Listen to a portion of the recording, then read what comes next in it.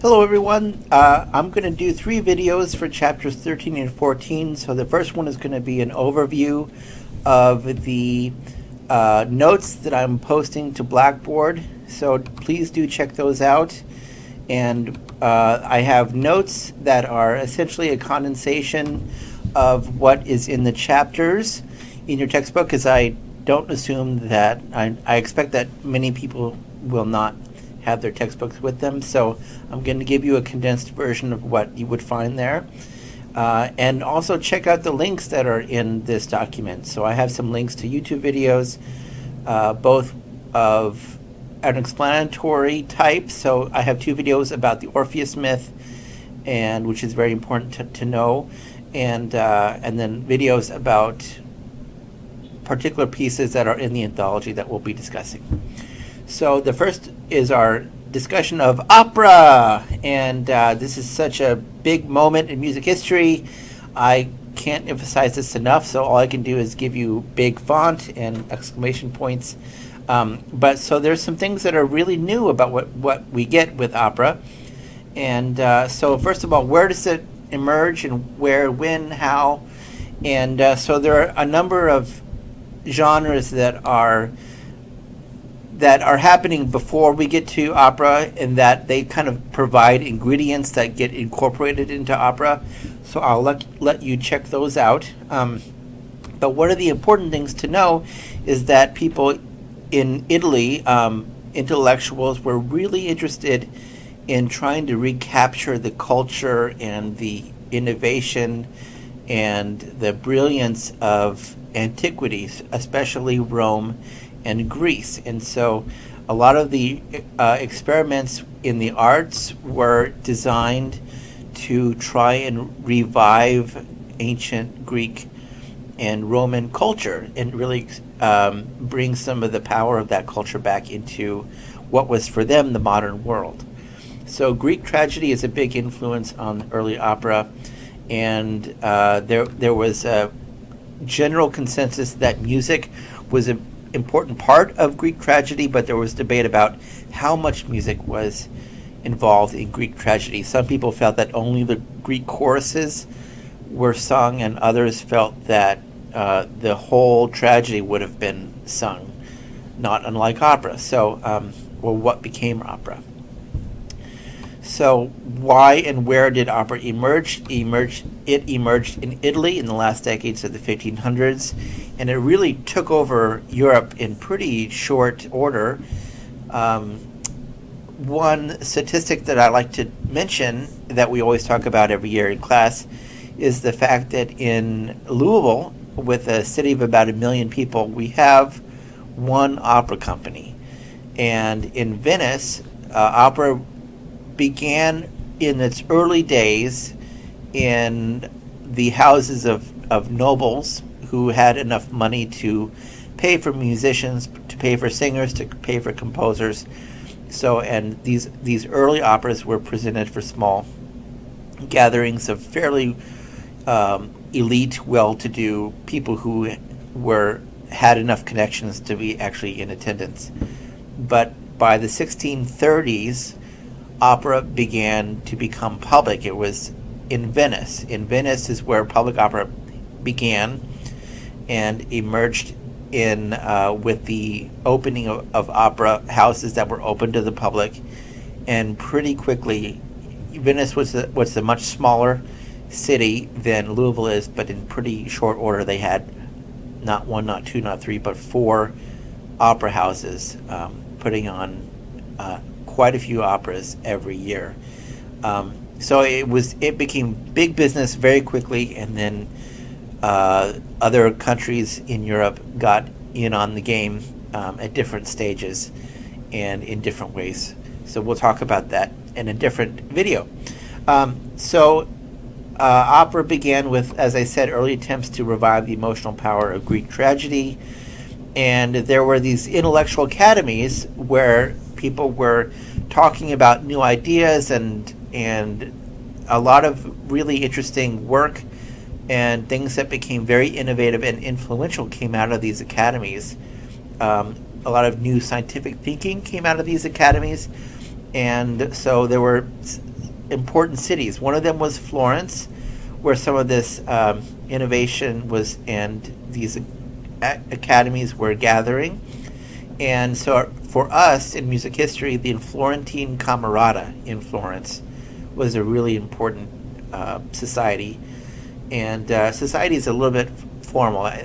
It's hard to know exactly how formal or informal they were, but that's the name we know them by.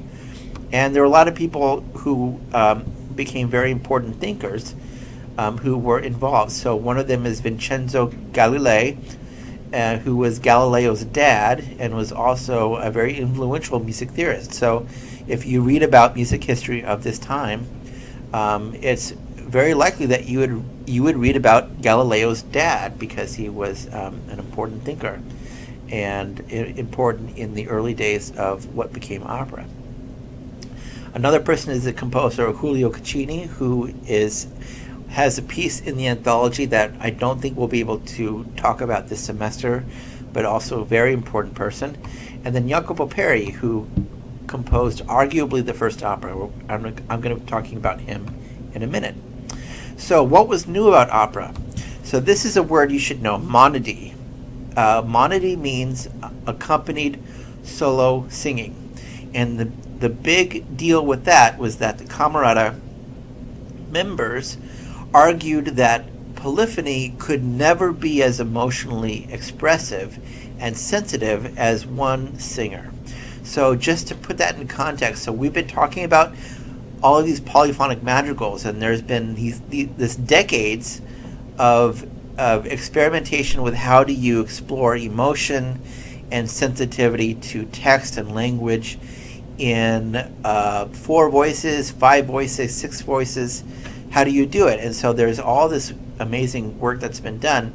But by the time we get to the late 16th century, you start to have people that say, polyphony it's too cumbersome. If you're trying to convey the feelings of one person, you can't do it with multiple voices. You have to do it with one voice. And that gives that one singer the flexibility to be really sensitive and bring the emotion of the text forward in a very personal way.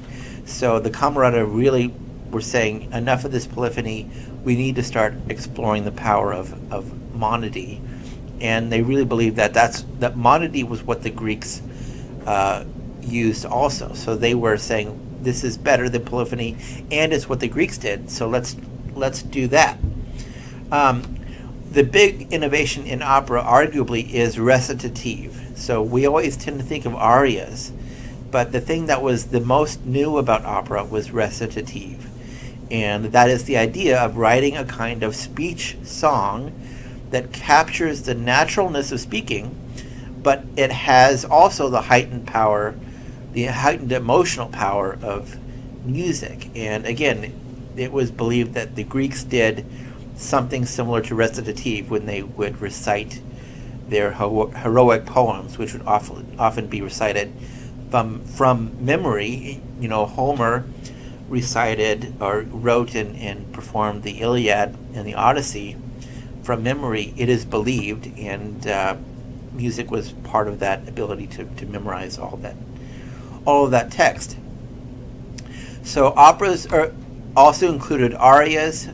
These are songs for solo voice with strophic texts, so strophic songs.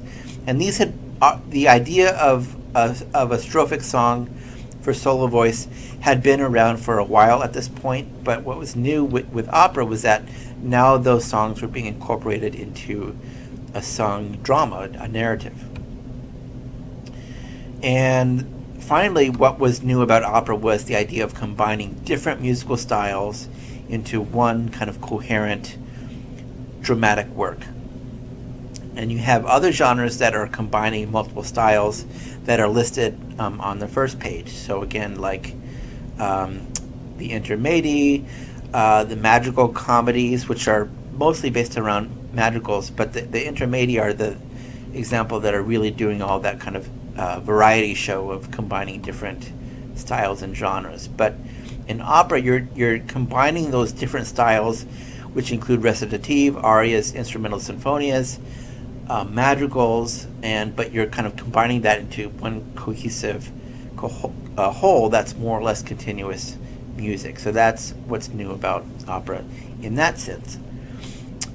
So I really encourage you to watch these two videos about the myth of Orpheus. This first one is that gives you an overview of what the myth is, and it's animated. It's very easy to watch, and it's pretty well done. So the second one is really interesting, and if we were doing class in person, I would certainly show part of this video, and it tells you a little bit about the myth of Orpheus, but it also gives you a really interesting overview in how that myth has been revisited and reinvented over and over again from the early days of opera to this past decade. It is continually relevant and continually asks questions about the power of art and music and a lot of other things. So it goes back to at least the Romans. It's a very old myth, but it remains very relevant for us today. So I'm going to have two videos following this one. One is going to take you through the excerpts in the anthology from Jacopo Peri's Eurydice, and then Monteverdi's L'Orfeo. So these are both operas from the early days of opera, written on the same story of Orpheus, but done in very different ways. So just to give you a little bit of a heads up about those two discussions, Jacopo Peri is a real innovator in the field of recitative. And so he's using recitative to convey emotion. He's using it to convey word painting. So there's a lot going into how the music is interacting with the text. And a lot of that is being sort of worked out initially by Jacopo Peri in this opera and other works. So one of the things to remember about this opera as compared to Monteverdi's is that these two operas are only 7 years apart, and yet Monteverdi's is taking what Peri did and really expanding on that in some really major ways. So we're going to listen to two scenes from the story set by each composer, and you're going to hear how Monteverdi keeps some things but changes others from what Peri did. So that's the overview of what the next two videos will be. Take a look at these notes and check out the videos that will be posted. The last important point I want to mention is that in the early days of opera, one of the things that we have to remember is that there are some differences with how we think of opera today and how opera was back then.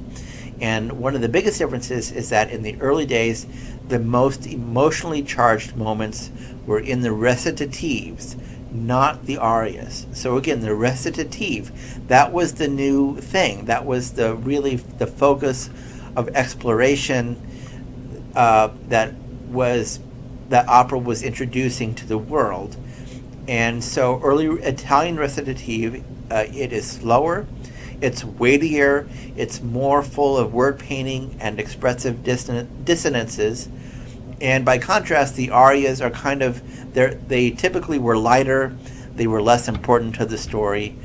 And so that's very different from how we think of opera today, where arias tend to be the kind of grand emotional high points of opera. You think of Puccini, you think of Wagner, well, not Wagner as much, but Puccini or Verdi.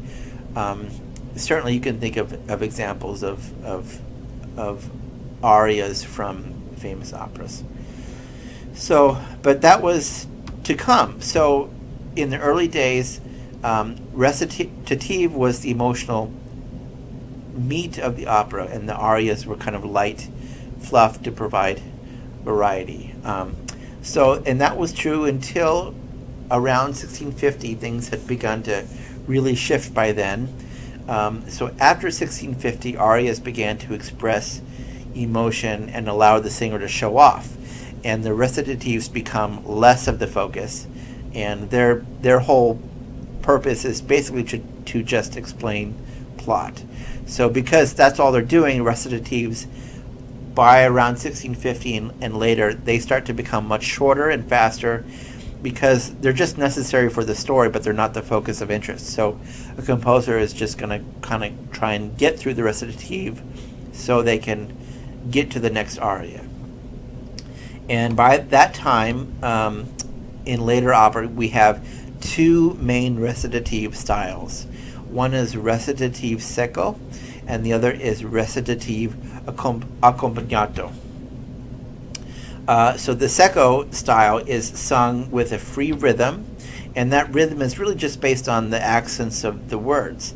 So it's typically a light accompaniment. You might think of harpsichord, maybe a cello, but nothing elaborate. The accompagnato style of recitative is a bit more emotional.